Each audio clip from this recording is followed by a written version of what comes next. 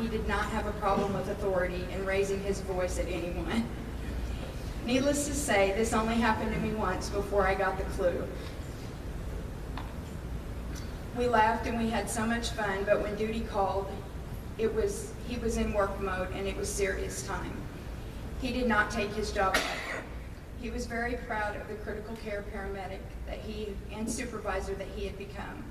Our shift bid together was the transfer truck at IMSA. We would do our 8 transfers a day and go home. It was a nice break for both of us from the norm of EMS, as we had been in EMS for many years.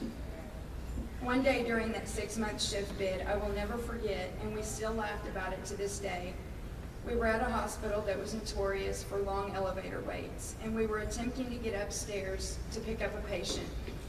We waited and waited, and the door finally opened, and there were 5 elderly ladies in it, and as soon as it opened, there was this horrible smell of strong perfume, and he blurts out, "Holy Avon, no thanks, we'll wait for the next one."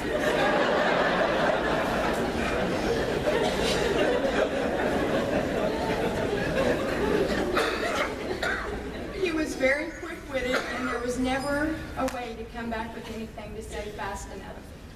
All you could do was laugh at him. Once in a blue moon, I could sneak one in on him and catch him off guard, and he would just look at me and call me that dirty B word and give me that classic Postoak look, the one that no one can ever duplicate. A lot of our laughter came from our Ebonics talk that we learned from Shirley Q. Licker. Look it up on YouTube if you want to have some good laughs in James's memory. The night we went to see Shirley Q. Licker, who happens to be a man, was one of the funnest nights we ever had together. One of the first things she said was, "Hello, how y'all doing?" It sure does smell like Marlboros and Aqua di Gio up in her. And it did. We laughed so hard, we were sore the next day.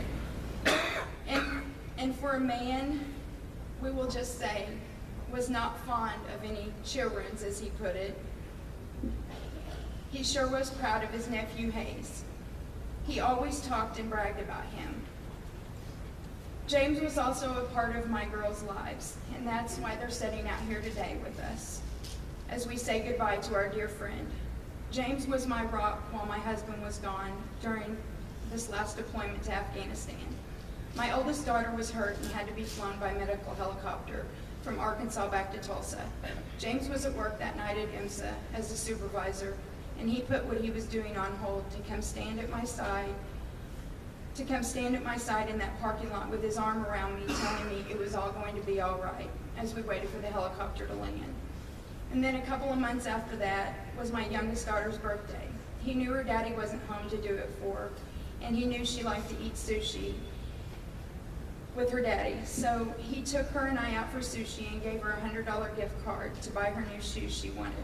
And speaking of sushi, when we were all eating out this week in James's honor and talking and planning, my husband said, "Did this man ever eat anywhere cheap?" This just paints a small picture of the person that he really was. And by the way, he's very proud of me today. My split ends are cut. There is no bump it in my weave. My nails are nicely manicured and my eyebrows have been waxed. And I do not smell like Febreze. That's also known as the perfume I wore into IMSA one day, and he said, "Girl, what did you spray on you, Febreze?" So I know he approves.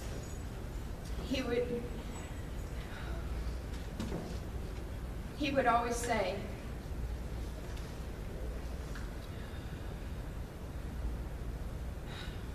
I was doing good till now. He would always say, "Girl, I can't go anywhere with you looking like that." We have many great and funny memories of him that would take us days to share, and I'm pretty sure they gave us a time limit here to shoot for today. So the last favorite I'll share right now is this last Christmas. James had come by our house. My husband had put up Christmas lights, and my youngest daughter wanted to put one strand on our fence. James took a picture of it, posted it on Facebook, And in the caption wrote, "I don't know what all this hype is about these Rama Christmas lights out here in Broken Arrow. They just don't seem like much to me." He sure knew how to keep us laughing, and most of the time he wasn't even trying to be funny. If you ever think of him and feel down, just go to the Dairy Queens and get you a soda water in his honor. He loved going to Dairy Queen. James will always be a part of us and who we are now. We are better people for knowing him. The impact he had on our lives and his memory will forever live on through all of us. He will forever be a legend. I found a poem that I also have to say that I knew it from my end, but to see Derek and some other people post on Facebook that people from Afghanistan and Africa and everywhere had just, this man made such an impact. My family thanked him many times while my husband was gone for being here for me and taking care of me. And even if they didn't know him, they knew him through us. And I found this poem, and I thought it was very fitting for his family and friends. It's called These Hands. Death is nothing at all. I have only slipped away into the next room. I am I, and you are you, whatever we were to each other, that we are still. Call me by my old familiar name. Speak to me in the easy way you always used. Put no difference in your tone. Laugh as we always laughed at the little jokes we always enjoyed together. Play, smile, think of me, pray for me. Let my name ever be the household word that it always was. Let it be spoken without effort, without the ghost of a shadow in it. Life means all that it ever meant. It is the same as it ever was. There is absolute, unbroken continuity. Why should I be out of mind? Because I am out of sight? I am waiting for you at an interval somewhere very near, just around the corner. All is well. Nothing is past. Nothing is lost. One brief moment, and all will be as it was before. How we shall laugh at the trouble of parting when we meet again.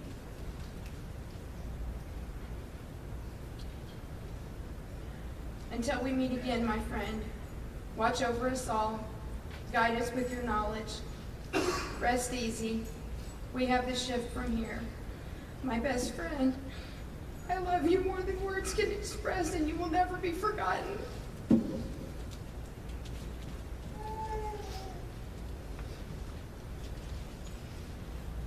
Give me just 1 second.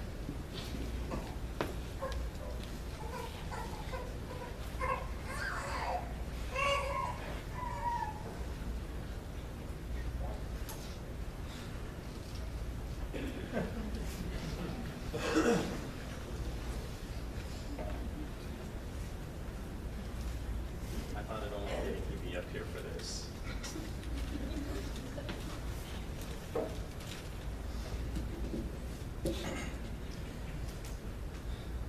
Probably like everybody else, I spent countless nights trying to write this, and I threw away an entire notebook, knowing James wouldn't accept anything but perfection. I have a confession, James, to start out with. I realized last week that after all these years, I didn't own a suit. So I made a hurried trip to JCPenney to buy this suit. We'll just take a second of silence to let James judge me right now.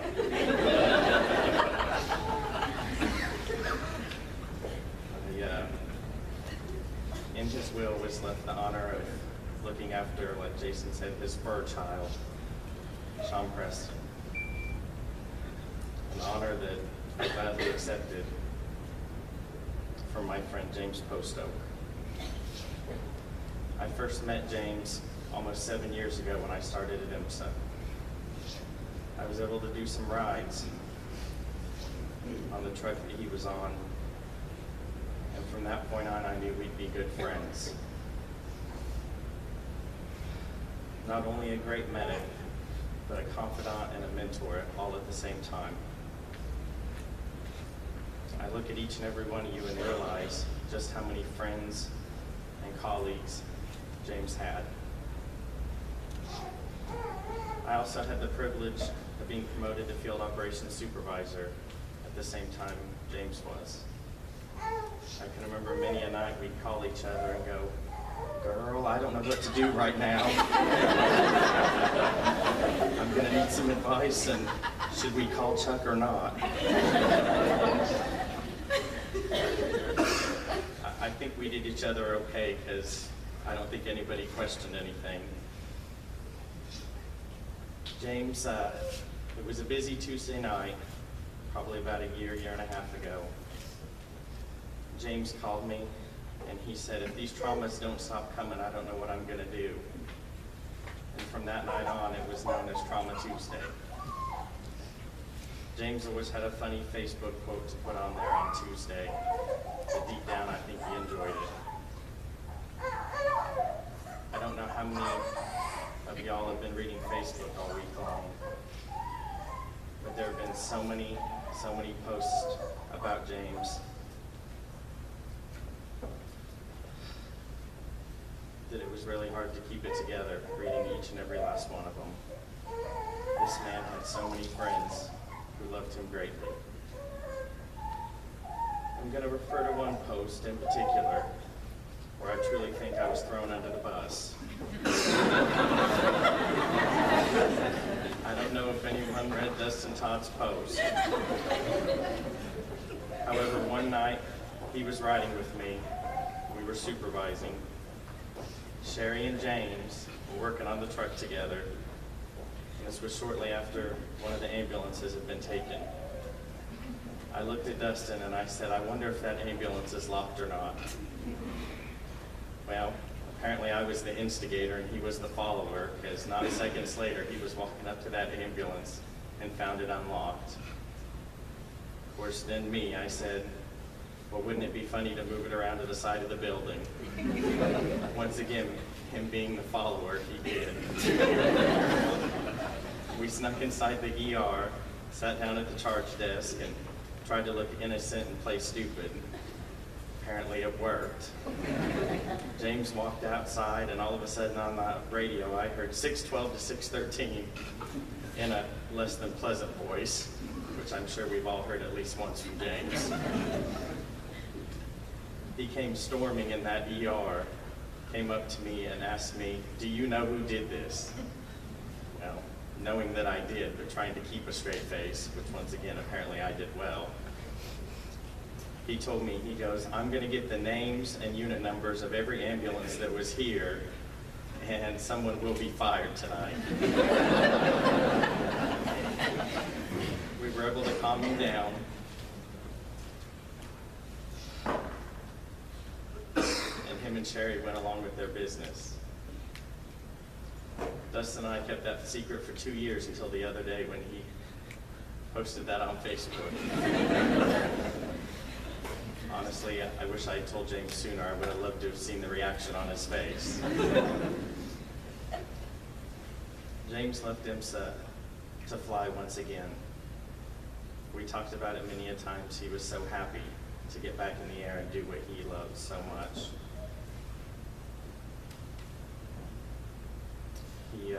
He texted me. I had completed the Eagle Med Flight Academy, and he texted me a week ago Friday and asked me how I was doing, how it was,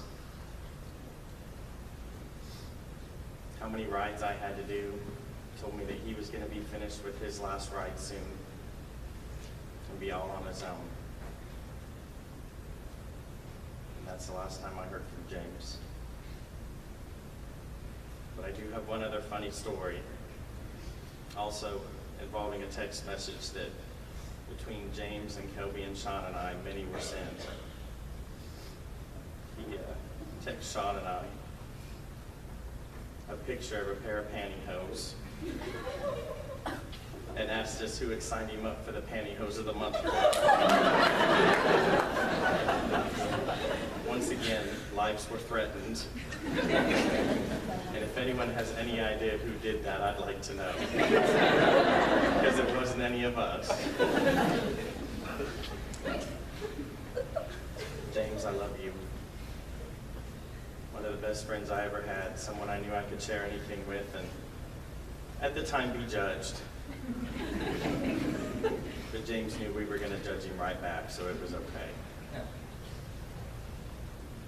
A great man, a mentor, a confidant, and my best friend. And I'll leave you with a saying that we used to say to each other. Bye, Felicia.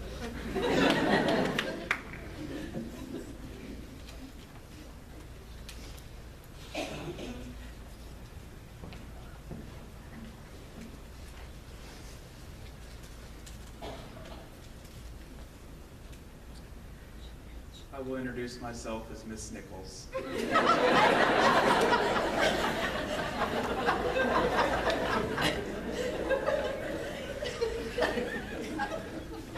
I, like everybody else, spent many of the last few nights trying to write a speech. I had papers upon papers upon papers of speeches, and they just weren't perfect. So I made some notes, and what I'm going to say is just memories and coming from my heart. I will start with, I don't know if anybody over here has noticed this hummingbird. There is a hummingbird around the flowers.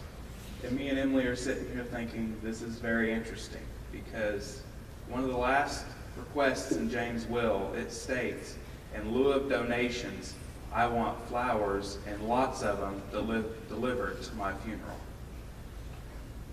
So we wonder if he's here looking over all your flowers. From what I've seen, they're very beautiful. First of all, I'd like to start with why we're here. James asked that we do this service for him in a small town. And we're in a small town. You see the Crown 6 on your way in. You hit Cheapo Depot about half a mile after that. And then you get to the Civic Center. But let me just say one thing. James, you've got half of a probably Supercenter Walmart filled right now. With people who truly do love you. And every person here has a heart for James. And I know there's many others out there. James is looking down, or possibly right here next to us, with Lisa Abels, my old partner, or Alexander, and Mary Frederick. And I guarantee you they're probably listening to some Madonna, and I can hear it right now. Girl, don't forget to point your toe. If you only knew how many times at Majestic I heard that. He's probably judging some of us right now, including Garrison right over here for this Jason Penny. Where'd he go? Oh, there he is. Getting away. He knew I was going to say that. In James's car, we found a few pairs of wings. And if you're any familiar with any EMS or flight service, you know wings are taken to be a big thing. I recently took a job as a flight attendant with United Airlines, thanks to James for pointing me to do my dream. I will take those wings with me everywhere I go, so James can still fly high at 38,000 feet. Granted, we serve Coke, we don't save lives. I found it also very ironic that tomorrow I just got a text message that I'm going to Dallas for a trip. I don't really know what that's all about, but I'm spending 18 hours and we will be visiting a gay bar in Dallas in his name, with his wings. James had many one-liners that we all knew. Allure, Blue Drank, we all knew him, we all heard him, and they were trademarked as James Postoak. A couple of my favorites is one day we picked up an extra shift as HPC, High Performance Crew, where we run the 8 calls. I wasn't in a great mood that day and didn't want to do transfers. And he looked at me and he said, "Girl, this is the Antiques Roadshow." Any of us at IMSA know exactly what he's referring to.